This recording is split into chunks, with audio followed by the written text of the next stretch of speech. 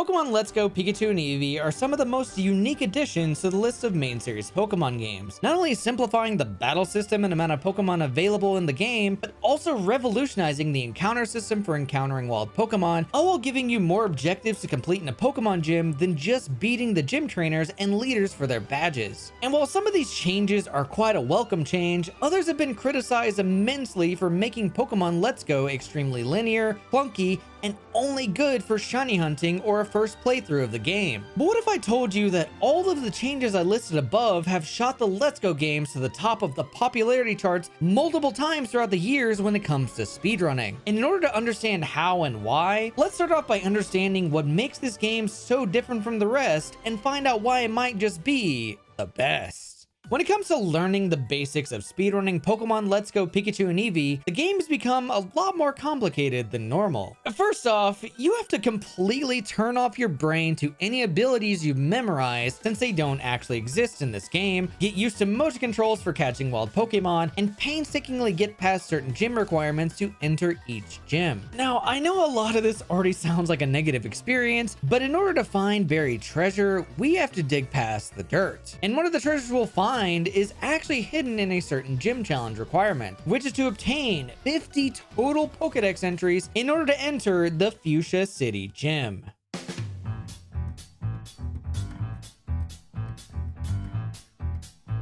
It would be an understatement to say that this game feels like it was built from the ground up around completing Koka's gym challenge, and we have a few game mechanics to truly thank for that. First off, catching Pokemon earns you more experience in battling trainers. And since the experience share can't be turned off and forces your entire party to earn experience, you can cycle everything you do around this system by evolving multiple members of your party, all while catching more and more Pokemon to fill in those 50 Dex entries. And if it wasn't woven beautifully enough already, your access to new Pokemon is by no means limited thanks to the amount of freedom you're given to traverse the overworld in the Kanto region. Then once you add a speedrunning factor on top of all of this, it brings about this insane level of micromanagement that most other Pokemon games have not been able to replicate. And I know there's a lot of people out there that can't really stand motion controls for catching one Pokemon, much less 50. But the technical skill this puts in place of just pressing a button is actually so cool and rewarding. With the way catching works in a speedrun,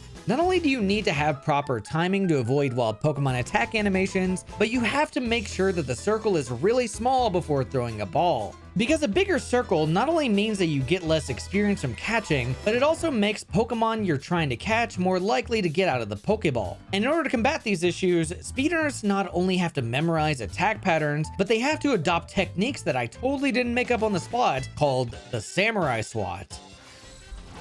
Whoa! The Hurly Whirly. The G-Max Single Strike. It got in, no f***ing way. And finally, the Ball Buster. Ow.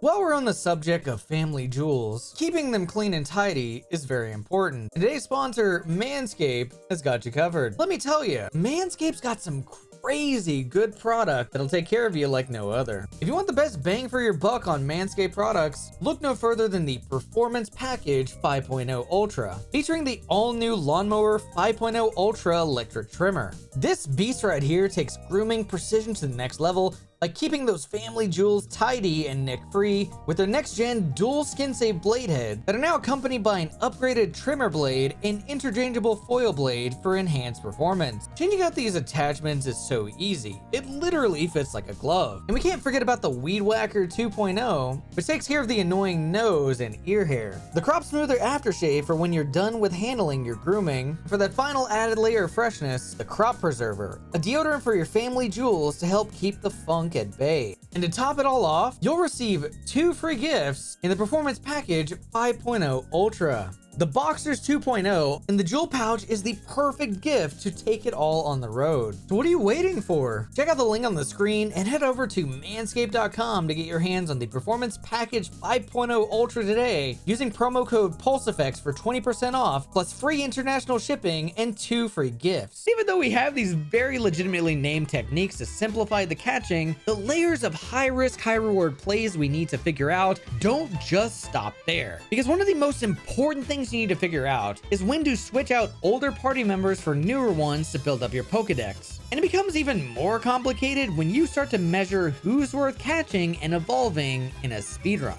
So how is this process done exactly? Well, to start, let's talk about the most important item that gets us through catching 50 Pokemon, the lure item. Lures are essentially the opposite of repels. Instead of getting rid of encounters, they'll spawn as many as possible and even force the levels of all wild Pokemon to be one level higher than the highest level you could normally find without lures. While this does add a level of consistency for finding a diverse amount of Pokemon, shaking your second Joy-Con adds an even bigger layer on top of it. Because this 2-controller feature is one that makes catching and evolving Pokemon a lot easier. Then throwing 2 Pokeballs at once towards a wild Pokemon not only gives your party more experience than normal, but also increases the odds of catching Pokemon quite substantially, especially once you've upgraded to use 2 Great Balls or 2 Ultra Balls. And if it wasn't already awesome enough, you can actually force every battle in the game to be a 2v1 in your favor, which sounds incredibly cheesy, I know. But it's actually only used when absolutely necessary, since 2v1 battles lag way more than 1v1 battles. But considering how beneficial 2v1 battles can be, certain Pokemon will be prioritized to catch for their strengths in overwhelming your opponent.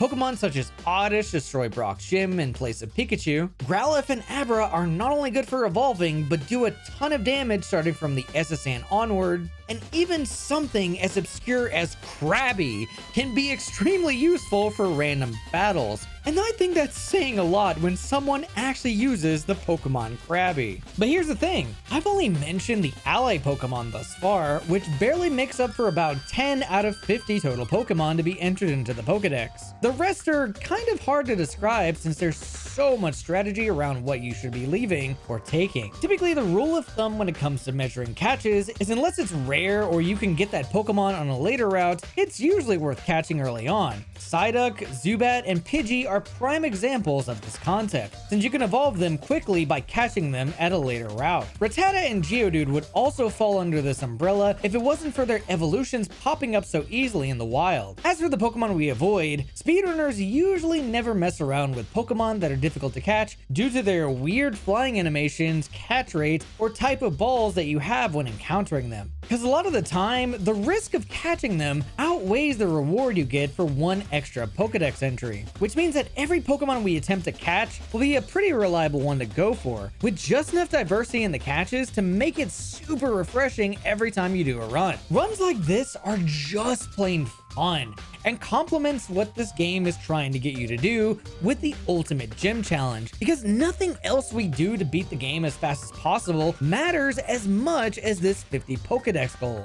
And in a world without this goal forced to rely on, Pokemon Let's Go Pikachu and Eevee would be an incredibly boring speedrun. The reason we know this is the case is because of a category called Kicked by Koga, where the goal is to attempt to breeze through the game, catching very minimal amount of Pokemon and reach Fuchsia City as fast as possible in order to get kicked out of Koga's gym. If we take a look at the strategies used by the world record holder Travaria, the amount of Pokemon she caught will only be about 6. And I will admit, this run does include some pretty cool strategies like using a high-level Arcanine to battle and ride around in the overworld. But this doesn't really add much substance to a Pokemon speedrun that you can just get from playing another game instead. And honestly, I can only hope in the future that Pokemon will include arbitrary requirements in order to progress the game to give us speedrunners something funner to do than just beating trainers and getting badges. But speaking of those trainers and badges, we need to talk about what else is in the game left to do after getting those 50 catches. And it all starts once we make our way to Cinnabar Island. Cinnabar Island is the spot where speedrunners will usually solidify their final catch count to be destined for the final 50, which typically involves forcing every wild Pokemon to have a modest nature by entering a Pokemon Center, then catching a Staryu and evolving it. While the insane starter Pikachu and Eevee are quite incredible for early game battles from Pallet Town to Lavender Town, Starmie just does a better job later on with its power, speed, coverage, and lack of affection. which actually does matter, by the way, since too much affection causes your Pokemon to look back at you for acknowledgement every single time you do a super effective move. Luckily, our star won't love us until we reach the Elite Four, so we won't really have to worry about it. What we do have to worry about is the order in which we do gyms in from this point forward. And the crazy thing is, we actually only have 2 entire badges up to this point, because badges aren't actually required to progress through most sections of the map, which causes us to do the rest of the gyms in an incredibly weird order. Starting off with Brock, Misty, Blaine, Surge, Erica, Sabrina, Koga, then Giovanni. It's all because this is the best direction you can go for catching a super diverse amount of Pokemon before you go on this extreme reign of terror through the gyms for enough experience to evolve almost every single Pokemon you just caught, which also earns you just enough level ups to enter Sabrina's gym right before you hit the 50 Pokemon Pokedex cap, fitting perfectly like a glove. Now all that's left to do is to figure out just how lucky do you think you are. Are you willing to risk every single part of your run just to try and hit a Hydro Pump to save a single turn? Because this single decision is sometimes what makes a champion of speedrunning into a legend. And before you can even think about it, trainers inside of Giovanni's gym, your rival near Indigo Plateau, and many of the trainers inside of Victory Road force you to decide then and there. You start to hit more and more pumps, becoming untouchable in the process. And now you've made it to the Elite Four. Lorelei and Bruno become as simple as clicking super effective moves over and over again. But as Agatha smiles across the battlefield, you have a chance to risk it all one more time. But with death knocking at your door in the form of ghost-type Pokemon if you miss. And before you know it, Lance starts taking aim like a sniper, ready to fire a critical hit at a moment's notice. Everything starts to slow down because you've never had to set up this many items before in a Pokemon battle. And then Lance is finished. Now all that's left to do is to become the champion. While you might have potentially a safe path to victory, you know the only way to finish is to risk it all here and now. The champion starts by leading off with Pidgeot, but not just any Pidgeot, a Mega Pidgeot that's claimed countless runs through random critical hits 3 hours into the game. And now all you can do is survive. X special defense, X speed, X special, heal, and hope for the best. 1 down, 5 to go. Now 4, 3, 2, 1, done. And you just finished a Pokemon Let's Go Any% speedrun. Consider subscribing if you haven't, and thanks for watching.